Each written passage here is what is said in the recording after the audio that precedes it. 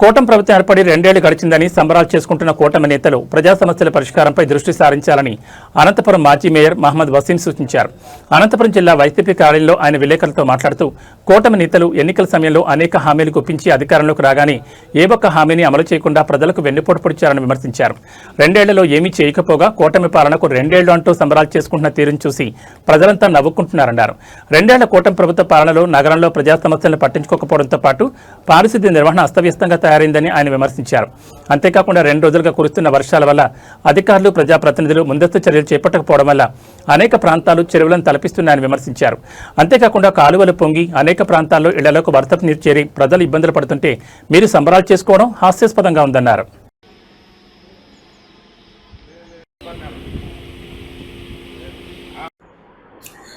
చూడండి, నగరంలో కురుస్తున్నటువంటి వర్షాలు చూడండి. ఇది నేను చెప్పడం కాదు, ఇది ప్రధాన ముఖ్య పత్రికల్లో మీరు చూస్తే ప్రతిరోజు కూడా శానిటేషన్ సంబంధించి కావచ్చు, మురుగునీళ్ళు బయటికి రావడం కావచ్చు, సిల్ట్ ఎత్తకపోవడం విషయం కావచ్చు, ప్రతి ఒక్కటి కూడా ప్రతిరోజు పేపర్లో వస్తున్నా కూడా స్పందన లేదు.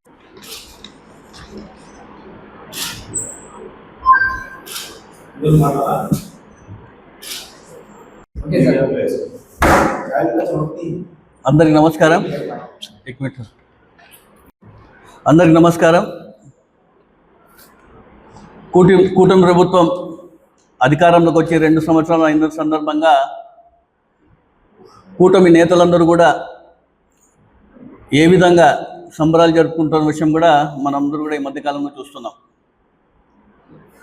ఏదో వాళ్ళన్నీ కూడా చెప్పిన హామీలన్నీ కూడా సూపర్ 6 అని చెప్పేసి ఎన్నికలకు ముందు, ఎన్నికలు అయిపోయిన తర్వాత దాదాపుగా 2 ఏళ్ళు అయిపోయింది.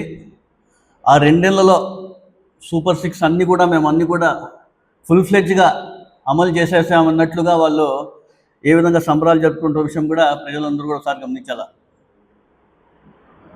ఈ 2 ఏళ్ల కాలంలో ఏ విధంగా ప్రజలకి వెన్నపోటు పొడిచిన విషయం కూడా ప్రజలందరికీ తెలిసిన విషయం కూడా వాళ్ళందరూ కూడా ఒకసారి గమనించాలని కూడా నేను తెలియజేస్తున్నాను. ఏ ఒక్క హామీని కూడా పూర్తి స్థాయిలో అమలు చేయకుండా ఈరోజు సంబరాలు జరుపుకుంటున్నారంటే ప్రజలందరూ కూడా నవ్వుకునే పరిస్థితి కూడా ఉందని చెప్పేసి కూడా నేను తెలియజేస్తున్నాను. ఈరోజు విద్యార్థులు కావచ్చు, నిరుద్యోగస్తులు కావచ్చు, మహిళలు కావచ్చు, రైతులు కావచ్చు, వృద్ధులు కావచ్చు, ప్రతి ఒక్కరు కూడా ఏ విధంగా ఇబ్బందులకు గురవుతున్న విషయం కూడా అందరూ కూడా ఒకసారి గమనించాలని కూడా నేను తెలియజేస్తున్నాను. కేవలం మోసపూరిత హామీలు, ప్రజలకు మభ్యపెట్టే మాటలు చెప్పి అధికారంలోకి వచ్చి 2 నెలల కాలంలో మేము ఇవన్నీ చేశామని చెప్పేసి మార్కెటింగ్ చేసుకుంటూ, పబ్లిసిటీ చేసుకుంటూ ప్రజల్ని మభ్యపెట్టి ఏ విధంగా సంబరాలు చేసుకుంటే విషయం కూడా అందరూ గమనించాలని తెలియజేస్తాను. అదేవిధంగా మనం చూసుకుంటే అనంతపురం నగరంలో ఏ విధమైన సమస్యలు ఉన్నాయి, ప్రజలు ఏ విధమైన సమస్యలు ఎదుర్కొంటున్నారో అందరూ కూడా గమనిస్తూనే ఉన్నారు. ఈ మధ్యకాలంలో మనం చూస్తే ఎక్కడక్కడ సమస్యలు అక్కడే ఉండిపోయిన విషయం కూడా మీరు అందరూ ఒకసారి గమనించాలి. అటు ప్రజాప్రతినిధులు కావచ్చు, అధికారులు కావచ్చు, ఏ ఒక్కరు కూడా సమస్యను పట్టించుకుందాం, ప్రజా సమస్యల్ని మనం పరిష్కరించుదామనే దిశలో లేని విషయం కూడా మీరు అందరూ కూడా ఒకసారి గమనించాలని కూడా తెలుస్తున్నాను. దాదాపుగా మా పాలకవర్గం ఇంకా 2-3 రోజులు అయితే కింద 3 నెలలు అయిపోతుంది. పాలకవర్గం అయిపోయినాక దాదాపుగా 3 నెలలు అవుతుంది. ఈ 3 నెలల కాలంలో కూటమి ప్రభుత్వం, కూటమి నాయకులు ఏ విధంగా అనంతపురం నగరానికి ప్రజల సమస్యల పట్ల వాళ్ళకి ఏ విధంగా చిత్తశుద్ధి ఉందో, ఏ విధమైన ప్రజల సమస్యలపైన వాళ్ళు పరిష్కరిస్తున్నారో ప్రజలను అడిగితే ఒకసారి చెప్తారు. అనేకవంటి ఇబ్బందులు ఎదుర్కొంటున్నారు ఈరోజు. పారిశుద్ధ్యం చెప్తారా, ఏ విధంగా అధ్వానంగా మారిందో కూడా ఒకసారి మనం గమనించాలా. చెత్త సేకరణ సరిగ్గా ఉండదు. ప్రధాన మెయిన్ రోడ్స్లో చూసుకుంటే కన్నా మురుగునీళ్ళు ఎక్కడంటే అక్కడ మురుగునీళ్ళు బయటకు వస్తున్నాయి, కాలువలన్నీ నిండిపోతున్నాయి, సరిగ్గా రోడ్లు స్వీపింగ్ జరగడం లేదు. అదేవిధంగా అధికారులు చూస్తే మేము 20 రోజుల్లో మార్పు తీసుకొస్తామని చెప్పడం జరిగింది. దాదాపు నెల కాలం అయింది.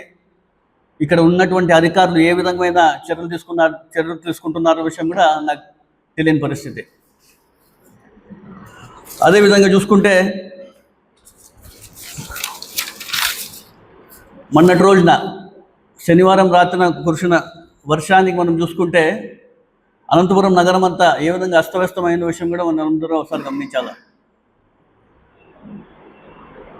ప్రధానంగా మెయిన్ రోడ్ అయినటువంటి మెయిన్ జంక్షన్ రామ్నగర్ ఫ్లైఓవర్ దగ్గర, అంబేద్కర్ ఫ్లైఓవర్ దగ్గర ఏ విధమైన మన చిన్నపాటి వర్షానికి ఏ విధంగా అక్కడ నీళ్లు నిలిచిపోయిన విషయం కూడా యావత్ అనంతపురం నగరం కూడా చూసింది.